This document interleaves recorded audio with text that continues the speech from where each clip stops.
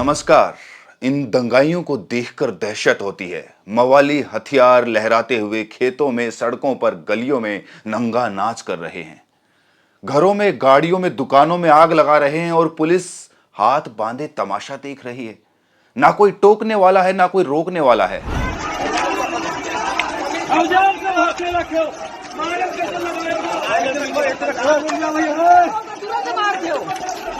Police उल्टा दंगाइयों को शह दे रही है, उनकी निगरानी कर रही है। कोई नहीं पूछ रहा है कि हथियार कहां से लाए या इतने लोग सड़कों पर कहां से उतरे। भारतीय न्याय संहिता की सारी धाराओं में दंगाइयों ने आग लगा दी और पुलिस की हिम्मत नहीं कि उन्हें एक शब्द भी बोल दे। इन तस्वीरों को देखकर लगता है कि कहीं उत्तर प्रदेश में गुजरात मॉडल लागू करने की तैयारी तो नहीं हो रही।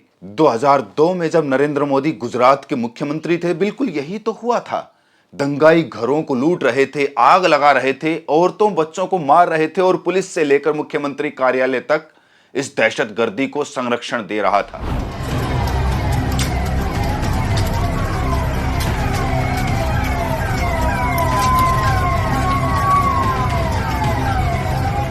धू धू कर जलते इस घर के वीडियो को देखने के बाद आपके दिल में क्या चलता है? ये किसका घर होगा? ना दीवारों पर सफेदी है और ना फर्श पर टाइलें। लेकिन यहां से गुजरते हुए दंगाइयों ने आग लगाना शुरू की तो घर के लोग जान बचाकर भाग खड़े हुए। किसी की हिम्मत नहीं हुई कि एक लफ्ज भी बोल दे, मत करो ऐसा जुल्म। पूरी जिंदगी की गृहस्थी है। दंगाई कबाड़िया टोली के 10 घरों को ऐसे फूंकते चले गए जैसे मेला घूमने आए हों, बिल्कुल गुजरात 2002 की तरह। पुलिस सब कुछ स्वाहा हो जाने के बाद पहुंची, लेकिन बचाने को कुछ बचा ही नहीं था।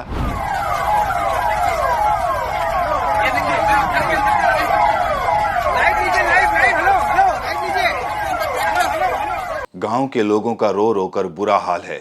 लोगों की जिंदगी भर की मेहनत को दंगाइयों ने स्वाहा कर दिया। योगी आदित्यनाथ चाहे वैसे जितने बड़े वीर बनते हों, लेकिन संवेदनशील हालात ने साबित कर दिया है कि राज्य की कानून व्यवस्था को संभालना उनके बूते की बात नहीं है। वो सिर्फ मंचों पर गला फाड़ सकते हैं। अमन चैन की बहाली से उनका कोई वास्ता नहीं है।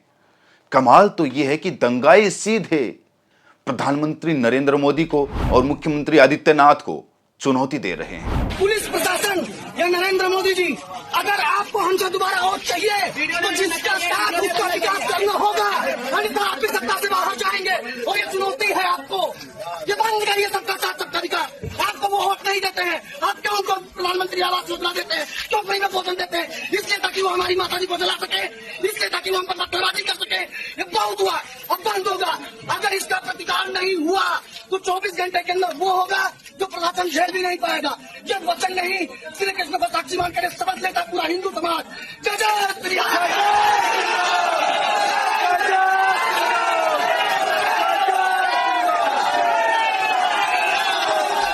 इस वीडियो पर जरा गौर कीजिएगा। बहराइच में दंगाइयों को रोकने के लिए एसटीएफ के चीफ अमिताभ यश खुद हाथ में पिस्तौल लेकर दौड़ रहे हैं।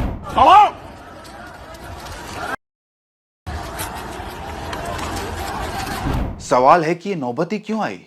देश की राजनीति में हिंदू बनाम मुसलमान का जो जहर घोला गया है, वो क्या क्या खाक करेगा और किसको किसको मारेगा, हम नहीं बता सकते। लेकिन इस बात की गारंटी दे सकते हैं कि इन उपद्रवियों की भीड़ में आप किसी नेता की औलाद को नहीं देखेंगे। मंत्री और उप मुख्यमंत्री तो छोड़ दीजिए, विधायक का भी बेटा आपको नहीं दिखेगा। सारे के सारे गरीब, मामूली, साधारण लोग हैं। ऐसे लोग जिन्हें आगे बढ़ने का अवसर नहीं मिला, पढ़ने लिखने, सोचने और रोजगार का हक छीनकर इनके हाथों में त्रिशूल, तलवार और लाठी और कट्टा थमा दिया गया।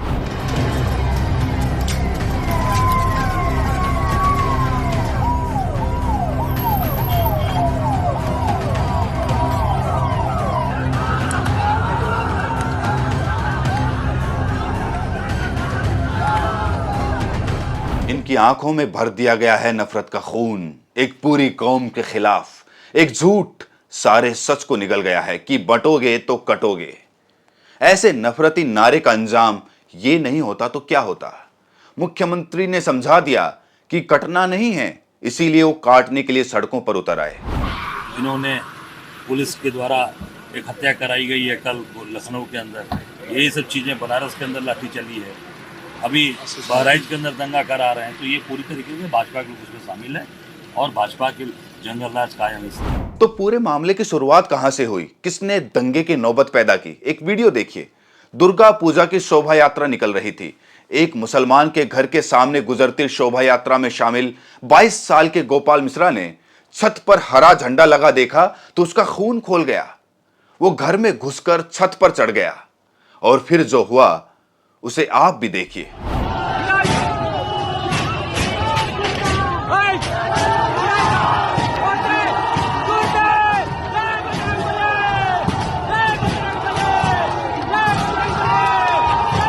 बात झंडे की नहीं है, बात नफरत की है। गोपाल मिश्रा हरा झंडा उखाड़ने में ऐसा जुटा जैसे वो बहराइच के अपने ही मोहल्ले में नहीं, पाक अधिकृत कश्मीर में खड़ा हो। वो हरा झंडा उखाड़कर फेंक देता है और विजयी भाव से केसरिया झंडा लहराने लगता है।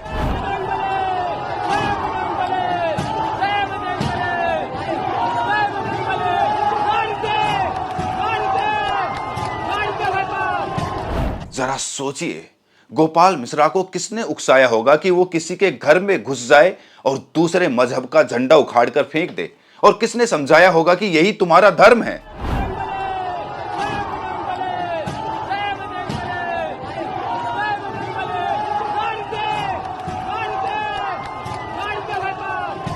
बताते हैं कि इसके बाद गोपाल मिश्रा को खींच लिया जाता है, उस पर हमला होता है और गोपाल मिश्रा गिर जाता है।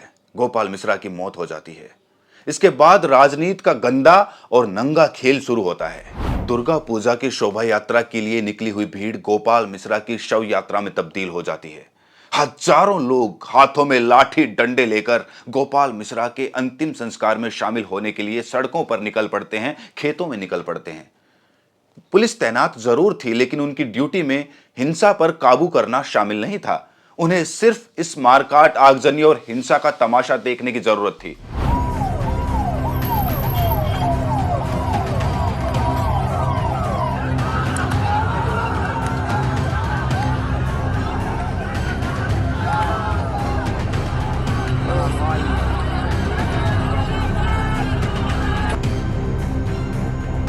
पुलिस ने पूरे माहौल को हिंसक होने दिया, और पुलिस भी कहना ठीक नहीं, सरकार कहना बेहतर होगा, क्योंकि अगर सरकार चाहती तो आधे घंटे के अंदर हालात पर काबू पाया जा सकता था, लेकिन उसका इरादा नहीं रहा होगा। ऐसा लग रहा था जैसे सामने 2002 का गुजरात दंगा घटित हो रहा हो और इस दंगे की प्रायोजक खुद सरकार थी।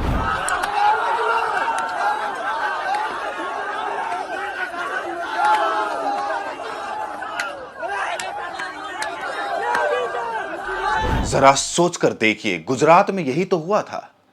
अगर यही भीड़ आपके घर का दरवाजा खटखटाने लगे, उसे तोड़ डाले, सामने जो मिले उसके आग लगा दे, तो आप क्या करेंगे? सवाल पूछा जा रहा है कि गोपाल मिश्रा को मारा क्यों गया, लेकिन इससे पहले का सवाल यह है कि गोपाल मिश्रा किसी के घर में घुसा क्यों? दरवाजे पर चढ़े सैकड़ों लोगों की नारेबाजी के शोर के बीच उस इलाके के अल्पसंख्यकों में दहशत का सिर्फ अंदाजा ही लगाया जा सकता है। हम और आप ये सवाल कब पूछेंगे कि आप किसी के घर में कैसे घुस जाएंगे, वो भी पुलिस और प्रशासन के सामने? वर्दी वालों के सामने घर जलाए जा रहे थे, वर्दी वालों के सामने गाड़ियों में आग लगाई जा रही थी, वर्दी वालों के सामने लोगों को खदेड़ा जा रहा था। छोड़िए हिंदू और मुसलमान, और खुद को बताइए कि अगर इन्हीं हालातों में आप फंस जाते तो आप क्या करते? इस वीडियो में इतना ही, लेकिन अगर आपने इस चैनल को सब्सक्राइब नहीं किया है तो सब्सक्राइब करें, नोटिफिकेशन बेल को प्रेस करें। मिलते हैं अगली वीडियो में, तब तक के लिए अपना ख्याल रखें।